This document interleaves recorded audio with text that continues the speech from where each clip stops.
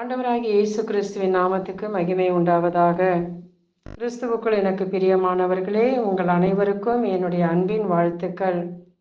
இந்த நாளின் தியான வசனம் ரோமையருக்கு எழுதிய திருமுகம் அதிகாரம் 11 வசனங்கள் 33. கடவுளின் அருள் செல்வம் எத்துணை மிகுதியானது, அவருடைய ஞானமும் அறிவும் எத்துணை ஆழமானவை, அவருடைய தீர்ப்புகள் அறிவுக்கு எட்டாதவை, அவருடைய செயல்முறைகள் ஆராய்ச்சிக்கு அப்பாற்பட்டவை. பிரியமானவர்களே, நேற்றைய தினம் கிறிஸ்துவின் அன்பின் ஆழத்தை குறித்து தியானித்தோம். இன்றும் கடவுளின் அருட்செல்வத்தை அதனுடைய ஆழத்தை நாம் தியானிக்கின்றோம். கடவுளின் அருளின் செல்வம் எத்துணை மிகுதியானது, ஆழமானவை என்பதை நாம் அறிந்து கொள்வோம். கடவுளின் அருளை பற்றி நாம் நிறைய பேசுகின்றோம். அவர் அருளை போற்றி பாடுகின்றோம். ஆனால் அவருடைய அருள் வளத்தினால் அவர் செய்தது என்ன? அந்த அருளை நம்மில் எப்படி பெருக செய்தார்? இவ்வுலக ஆசீர்வாதங்களால் நாம் நிரம்பி இருக்கின்றோம் என்று சொன்னால், அந்த ஆசீர்வாதங்களை பற்றிய ஒரு அறிவு நமக்கு இருக்கும். இந்த உலகத்திலே நாம் ஆசீர்வாதங்கள், இந்த உலகத்திலே நான் நன்றாக இருக்கிறேன் என்று சொல்லி நமக்கு உலக ஆசீர்வாதங்கள் இருக்கிறது என்று நாம் சொல்லி இருக்கிறோமே என்றால், அந்த ஆசீர்வாதத்தை பற்றிய ஒரு அறிவு நமக்கு இருக்கும்.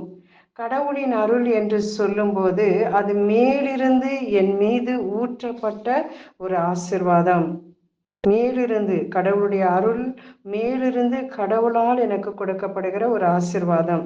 இந்த அருளை நம் மீது அவர் சாதாரணமாக பொழியவில்லை. இந்த அருளை நான் கடவுளிடமிருந்து பெற்றுக்கொள்ள கிறிஸ்து ரத்தம் சிந்த வேண்டியதாய் இருந்தது. கவனியுங்கள், நான் தேவனுடைய அருளை, கடவுளுடைய அருளை பெற்றுக்கொள்ள கிறிஸ்து எனக்காக ரத்தம் சிந்த வேண்டியதாயிருந்தது. அதுக்கு விலை கிரயம் கொடுத்தார். இரண்டாவதாக, கிறிஸ்து எனக்காக சிந்திய அந்த இரத்தத்தினால் அவருடைய அருளால் எனக்கு மீட்பு கிடைத்திருக்கிறது. இயேசு சிந்திய அந்த இரத்தத்தினாலே எனக்கு அருள் கிடைக்கிறது. அந்த இரத்தத்தின் அருளாலே எனக்கு மீட்பு கிடைக்கிறது. மூன்றாவதாக, குற்றங்களிலிருந்து நாம் மன்னிப்பு பெற்றதாக அந்த அருள் நமக்கு கூட இருந்து நம்மை பாவம் மன்னிக்கிற என் பாவங்கள், என் குற்றங்கள் மன்னிக்கப்பட்டது என்ற ஒரு நிச்சயத்தை கொடுக்கக்கூடியதாக இந்த அருள் என்னிடையே செயல்படுகிறது. ஆக இந்த நான்காவதாக பார்க்கும் பொழுது, இந்த தேவ அருளை நாம் எப்படி நமக்குள் பெருக செய்ய வேண்டும்? இந்த அருளை அவர் நம்மிலே எப்படி அவர் பெருக செய்தார்?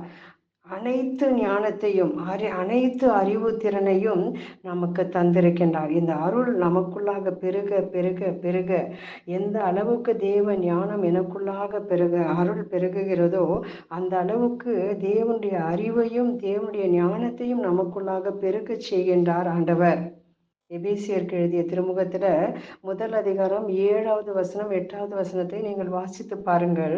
இந்த கடவுளின் அருளை ஒவ்வொரு நாளும் நான் தேடி அவரிடம் ஓடி வருகின்றோம். அவருடைய அருளுக்காக காத்திருக்கின்றோம், ஜெபிக்கிறோம். ஆனால் அதனுடைய மேன்மையை நாம் இன்னும் உணர வேண்டும். நம்முடைய சொந்த கற்பனைகளாலும் வார்த்தைகளாலும் அறிவாலும் இதுதான் கடவுளுடைய அருள் என்று சொல்லுவதை விட, வேதம் காட்டும் வெளிச்சத்திலே கடவுளின் அருளின் ஆழத்தை நாம் அறிந்து கொள்வோம். அப்போதுதான் கடவுளின் அருளால் நமக்கு கிடைத்த ஆசீர்வாதங்கள் பற்றி ஒரு அறிவு நமக்கு இருக்கும், அறிந்து கொள்வோம். பிரியமானவர்களே, ஒரு சில வசனங்களை சொல்லும்போது அதை குறித்து கொண்டு மீண்டும் ஒரு முறை வாசித்து பாருங்கள். அதனால் கடவுளுடைய அருட்செல்வம் பற்றிய ஒரு அறிவை நாம் பெற்றுக்கொள்வோம். முதலாவதாக, நம்மை தெரிந்து அழைத்த அருள். நம்மை தெரிந்து அழைத்த அருள், அதாவது கலாத்தியர் 1:15 படி, தாயின் வயிற்றில் இருக்கும் பொழுதே என்னை தமக்கென்று ஒதுக்கி வைத்து தமது அருளால் என்னை அழைத்த கடவுள். என்னுடைய அழைப்பு நான் அறிவு தெளிந்த பிறகோ அல்லது யாருடைய தூண்டுதலாலோ அல்ல. பிரியமானவர்களே, நீங்கள் தாயின் கருவில் இருக்கும் போதே தாயின் கருவிலே நீங்கள் இருக்கும் பொழுதே தமது அருளால் உங்களை அழைத்திருக்கின்றார். அப்போ அது தெரிந்து கொண்டார். இந்த அருளின் வழியாக தான் உங்களை அவர் தாயின் கருவிலே அவர் தெரிந்து கொண்டிருக்கின்றார். இரண்டாவதாக பார்க்கும் பொழுது நமது வாழ்வில் விளங்கும் அருள். 1 கொரிந்தியர் 15வது அதிகாரம் 10வது வசனத்தை வாசித்து பார்ப்பீர்கள் என்றால், நான் இந்த நிலையில் இருப்பது கடவுளின் அருளால் தான். அவர் எனக்கு அளித்த அருள் வீணாகி விடவில்லை. திருத்தூதர்கள் எல்லாரையும் விட நான் மிகுதியாய் பாடுபட்டு உழைத்தேன். உண்மையின் நானாக உழைக்கவில்லை. என்னோடு இருக்கும் கடவுளின் அருளே அவ்வாறு உழைக்கச் செய்தது. நம்மில் அநேகர் பாடுபட்டு உழைத்து சோர்ந்து போகிறதை பார்க்கிறோம். ஆனால் கடவுளின் அருள் எப்பொழுதும் கூட இருக்கிறதை நாம் அதிகமாய் உணர்ந்து பணி செய்யும் போது அந்த அருளே பணி வாழ்விலே நம்மை வழிநடத்தக்கூடியதாக, நம்மை ஊக்கமூட்டக்கூடியதாக, நம்மை பலப்படுத்தக்கூடியதாக இருக்கிறது. மூன்றாவதாக, நமது வலுவின்மையிலே அந்த அருள் எப்படி விளங்குகிறது? நம்முடைய வலுவின்மையிலே அருள் எப்படி விளங்கி கொண்டிருக்கிறது என்று நாம் பார்த்தோமேயானால், 2 கொரிந்தியர் 12ஆம் அதிகாரம் 10வது வசனத்திலே நீங்கள் வாசித்து பாருங்கள். என் அருள் உனக்கு போதும், வலுவின்மையில் தான் வல்லமை நிறைவாய் வெளிப்படும் என்றார். இன்றைய மனித சமுதாயத்திற்கு அறிவு பெருகி போயிருக்கும் இக்காலத்தில் பலவீனம் என்னிடம் ஒன்றுமில்லை, நாம் சாதிக்கவே பிறந்தோம், சாதித்து காட்டுவோம் என்று தங்களுடைய பலவீனத்தை உணராமலேயே பலவீனத்திலேயே விழுந்து கிடப்பவர்கள் எத்தனையோ பேர். தனி மனித வாழ்விலே, குணங்களிலே, அவருடைய சொந்த வாழ்விலே, சொல்லிலே, நடத்தையிலே, தங்களுடைய உறவுகளிலே, தங்களுடைய பலவீனத்தில் விழுந்து எழுந்திருக்க முடியவில்லையே என்று கண்ணீரோடு எத்தனை பேர் இருக்கிறார்கள். பவுல் தன் பலவீனம் என்ன என்பதை அறிந்து அதை ஏற்றுக்கொண்டு அவர் செபிக்கும் போதுதான் தன் வாழ்வில் இருந்த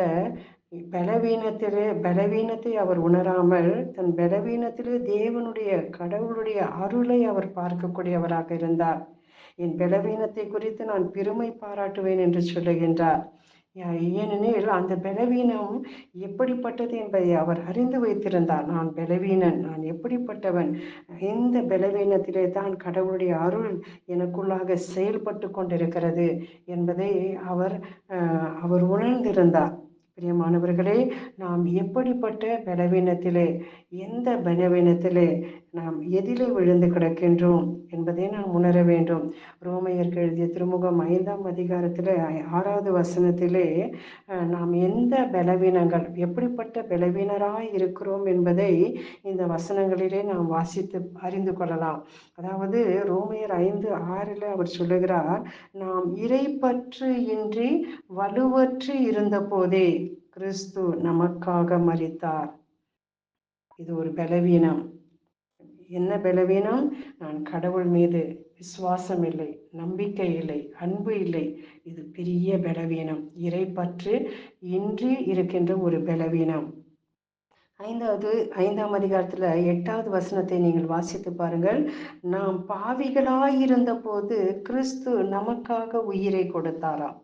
நான் பலவீனமாய் இருக்கும் பொழுது, பாவத்திலே நான் பலவீனமாய் இருக்கிறேன், பாவம் செய்து செய்து நன்மை செய்யக்கூட எனக்கு வல்லமை இல்லை, எனக்கு எந்த விதமான ஆற்றலும் இல்லை, ஒரு சிறிய நன்மை செய்யக்கூடிய என்னிடத்திலே பலன் இல்லை என்று அவர் சொல்லும் பொழுது அப்படிப்பட்ட நான் பலவீனமாய் இருக்கின்றேன், பாவம் செய்து செய்து நான் பலவீனனாய் இருக்கின்றேன்.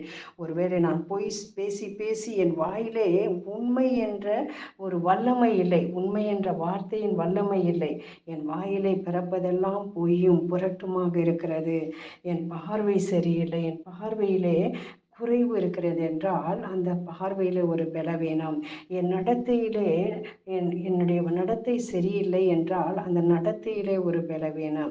இப்படிப்பட்ட பலவீனத்திலே தான் அவர் சொல்லுகிறார், நான் பாவியாய் இருக்கும் போதே கிறிஸ்து எனக்காக, அந்த ஒரு பாவி என்ற ஒரு பலவீனத்திலே நான் நிற்கும் பொழுது கிறிஸ்து எனக்காக தன்னுடைய அருளை கொடுக்கின்றார், தன்னுடைய உயிரை கொடுக்கின்றார். 5:10 நாம் வாசிக்கிறோம், நாம் கடவுளுக்கு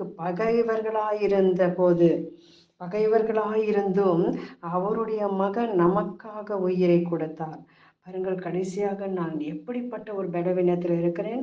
இந்த உலக மனிதர்களிடத்திலே பகைவர்களாக இருந்தாலும் கூட நாம் அவர்களோடு கூட சரி செய்து கொள்வோம். அந்த பகைமையை நாம் சரி பண்ணி கொள்ளலாம். அதாவது பணத்தை கொடுத்தோ, பொருளை கொடுத்தோ, அன்பை கொடுத்தோ, பாசத்தை கொடுத்தோ மீண்டும் அவர்களோடு கூட உறவை நாம் ஏற்படுத்தி கொள்ளலாம். ஆனால் இங்கு பாருங்கள், நாம் கடவுளுக்கே நாம் ஒரு பகைவர்களாக இருக்கணும். எவ்வளவு பெரிய பலவீனம் இது, எவ்வளவு பெரிய பலவீனம். முதலாவது, நான் கடவுள் பற்றி இல்லாத இருந்தேன், இறை பற்றி இல்லாத இருந்தது ஒரு பெரிய பலவீனம். இரண்டாவதாக, நான் பாவியாக இருந்தது ஒரு பலவீனம். மூன்றாவது, நான் கடவுளுக்கே ஒரு பகைவனாய் இருந்தது ஒரு பலவீனம். இந்த 3 பலவீனத்திலும் கிறிஸ்து எனக்காக தன்னுடைய உயிரை கொடுக்கின்றார். அந்த உயிருக்குள்ளாகத்தான் கடவுளுடைய அருள் முழுமையாய் குடிக்கொண்டிருந்தது. அந்த இயேசு கிறிஸ்துவின் உயிர் அது கடவுளுடைய நிறைவாய் இருந்தது, அருளின் நிறைவாய் இருந்தது. அவர் எப்படிப்பட்ட நிலையிலே, எப்படிப்பட்ட பலவீனத்திலே நமக்கு தன்னுடைய அருளை கொடுத்திருக்கின்றார். இறை பற்றில்லாத ஒரு பலவீனத்திலே, பாவிகளாய் இருந்த ஒரு பலவீனத்திலே, கடவுளுக்கே பகைவர்களாய் இருந்த ஒரு பலவீனத்திலே, இப்படி இவ்வளவு பெரிய பலவீனர்களாய் நாம் இருந்து கொண்டு நாம் எதிலே நம்மை பலவான்கள் என்று சொல்லி கொண்டிருக்கின்றோம்.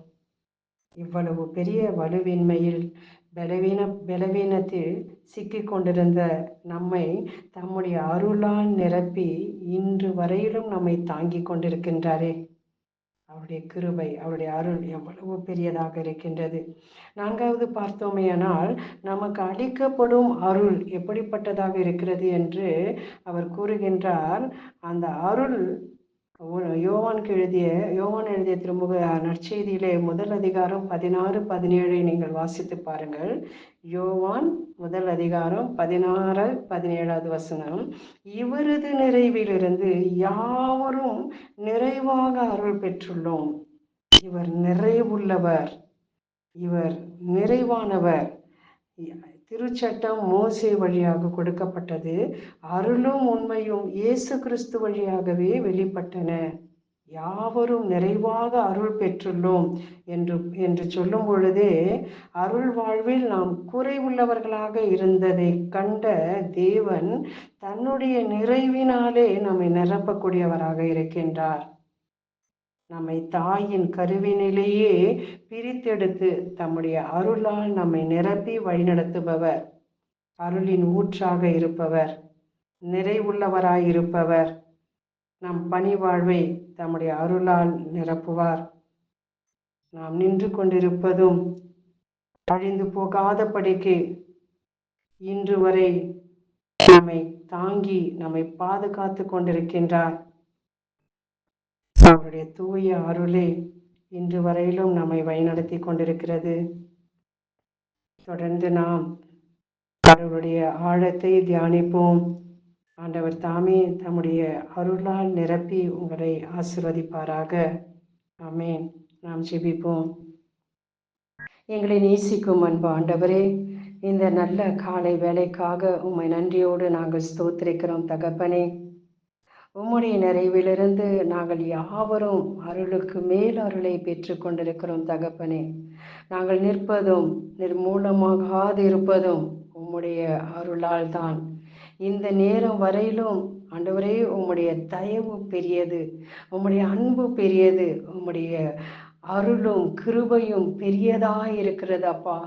ஒவ்வொரு நேரத்திலும் ஒவ்வொரு நிமிடத்திலும் உம்முடைய அருள் எங்கள் மீது ஊற்றப்பட்டு கொண்டிருப்பதினாலே இந்த உலகத்திலே நாங்கள் இன்று வரையிலும் ஆண்டவரே நாங்கள் வாழ்ந்து கொண்டிருக்கின்றோம்.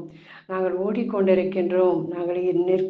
நாங்கள் அழிந்து போகாதபடிக்கு பாதுகாக்கப்பட்டிருக்கிறோம் தகப்பனே. எங்களை சுற்றிலுமாக இருளின் வல்லமைகள் எங்களை எதிர்த்து நின்றாலும், எங்களை சுற்றிலுமாய் இருளின் வல்லமைகள் எங்களை சூழ்ந்து வந்தாலும், இதோ உம்முடைய அருளாலே நாங்கள் பாதுகாக்கப்பட்டிருக்கிறோம் அப்பா. தொடர்ந்து எங்களை ஆசிர்வதிப்பீராக. உம்முடைய அருள் வாழ்விலிருந்து நாங்கள் கீழே விழுந்து விடாதபடிக்கு இந்த அருளால் எப்பொழுதும் நாங்கள் பாதுகாக்கப்பட்டிருக்கிறோம் என்று உணர்ந்து இந்த அருளை இன்னும் அதிகமாய் நாங்கள் தியானித்து உம்மோடு கூட நெருங்கி வாழ எங்களுக்கு நீர் உதவி செய்வீராக. எல்லா துதி கன மகிமையும் உமக்கு செலுத்துகிறோம். எங்கள் ஆண்டவராகிய இயேசு கிறிஸ்துவின் நாமத்தினாலே ஜெபிக்கிறோம் எங்கள் நல்ல தகப்பனே. ஆமென்.